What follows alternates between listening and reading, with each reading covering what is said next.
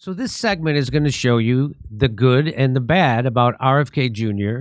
and Tulsi Gabbard. Now, I'm not for canceling anybody because we disagree with them on something. Yeah, and also whoever made that up's an idiot, and it has sucked the whole time. So I just want to show you, here's something I just found at his website, his Twitter feed today. This is Bobby Kennedy. He says, "Oh no, cancer patients and farmers have been winning lawsuits against pesticide companies. So Congress is coming to the companies' rescue with the proposed Agricultural Labeling Uniformity Act.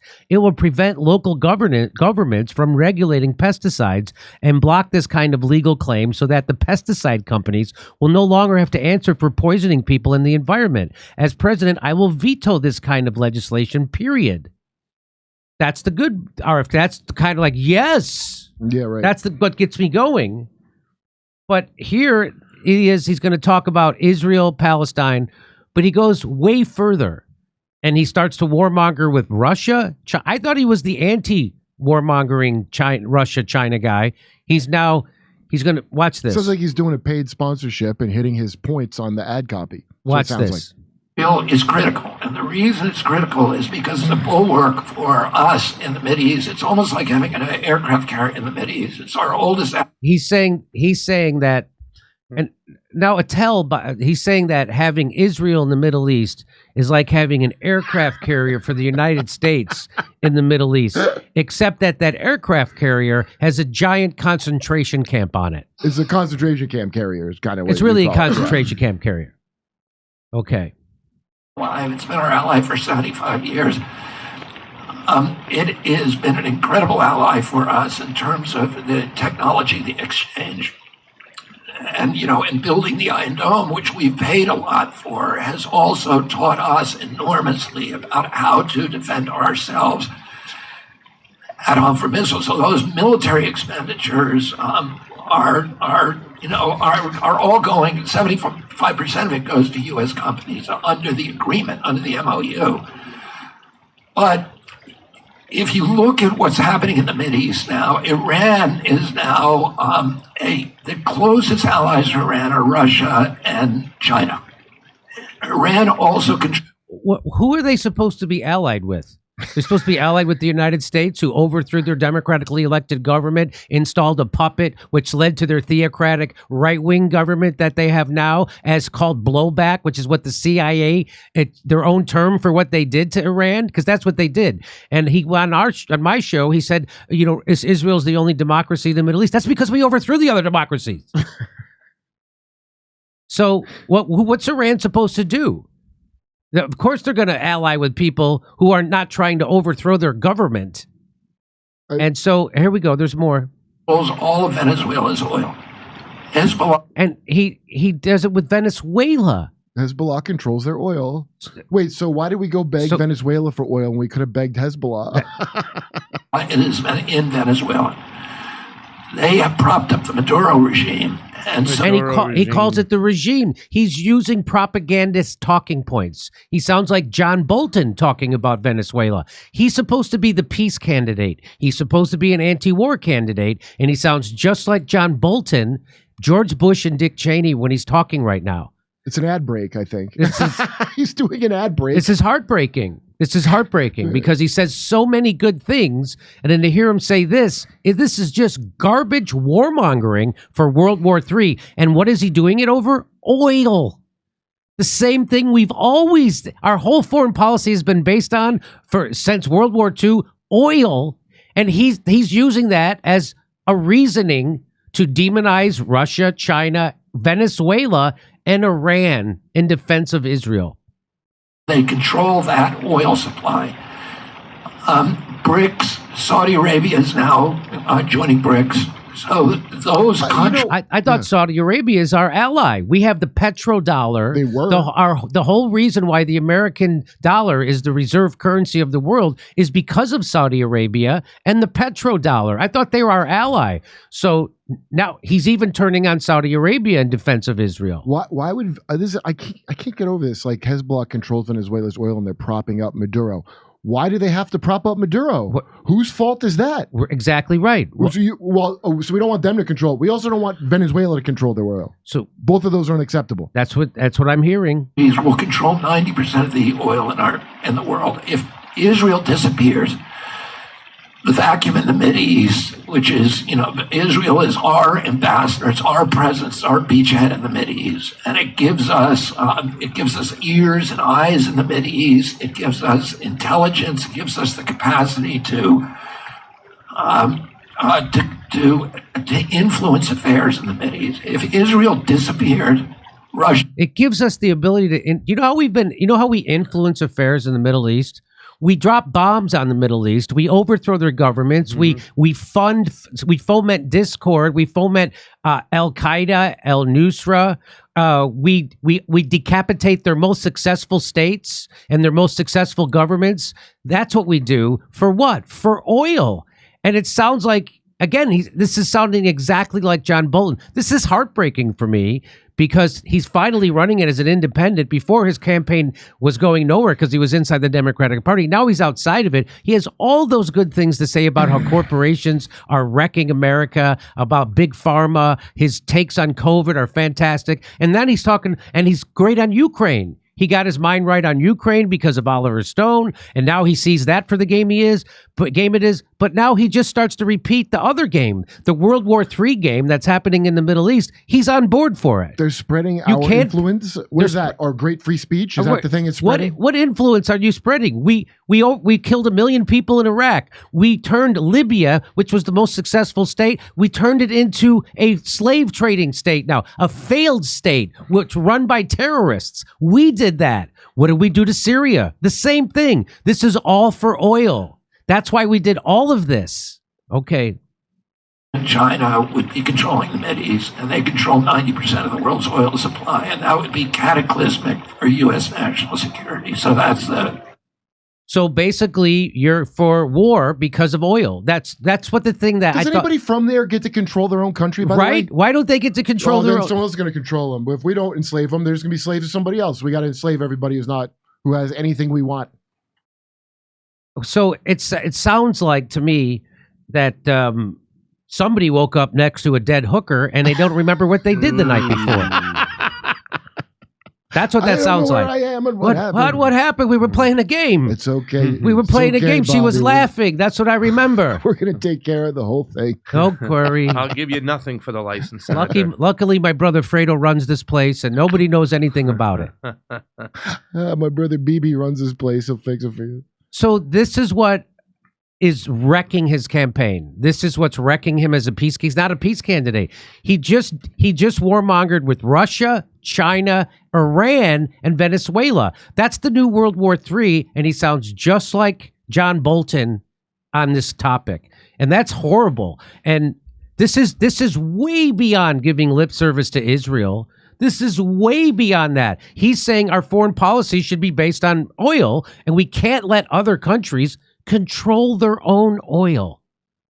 That's what he's saying. That's mental.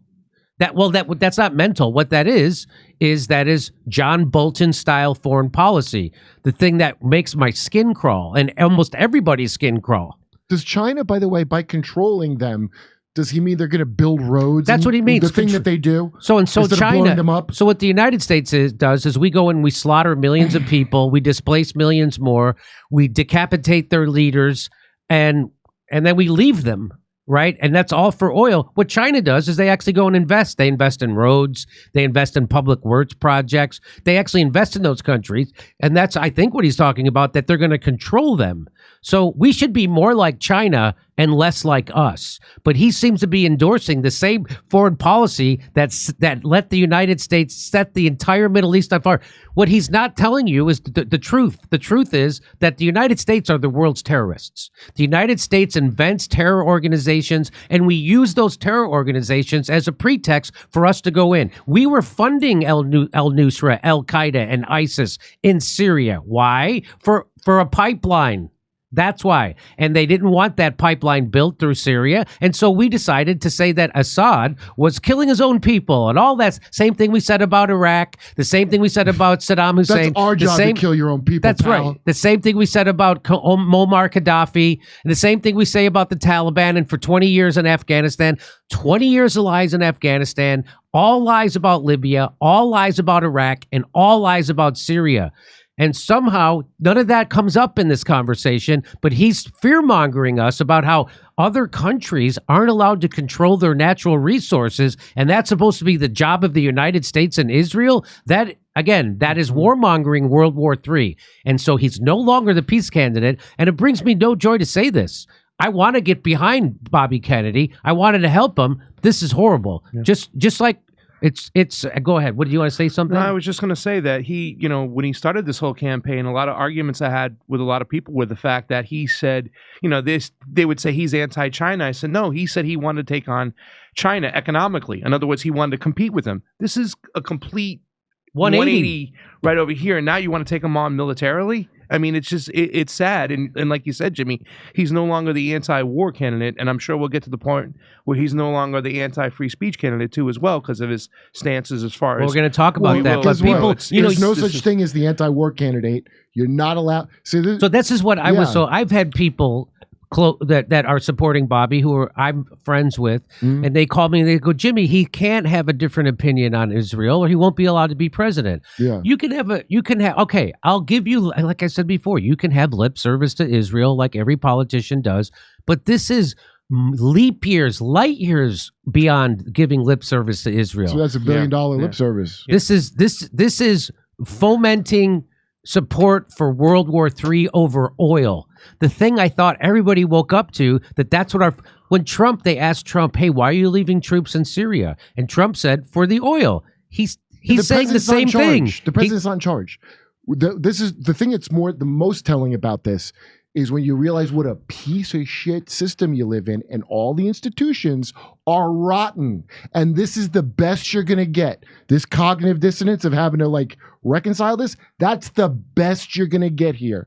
So really, it's a bigger statement about what your government is, way more than him. That he's got to say that just so he could get money, not be killed, I'm sure.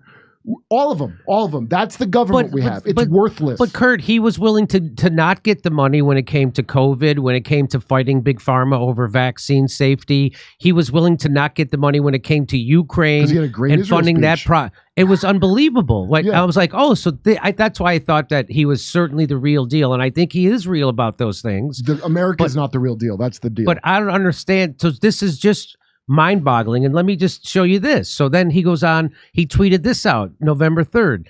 A quote from Jeffrey Sachs. Jeffrey Sachs says, President Biden and Xi are about to have a summit meeting. How clever of the administration to argue that we are sending hundreds of thousands of Ukrainians to their needless death to show how strong we are to China. Worse than the dominoes of the Vietnam War era. What a horrendously misguided foreign policy. He tweets that out. It is horrible. And then down here he keeps going. By coming out for urgent diplomacy and peace in Israel and Ukraine, RFK Jr. will do the right thing and win the election hands down. Well, if he was coming out for peace in Israel and for peace with Russia, Ukraine, Iran, and Venezuela, he would win the election hands down, and he would have the support of me and Craig and Kurt and everybody else I know. But he's not coming out for that. I just showed you the video. He's not for a ceasefire in Israel. He's not for anything.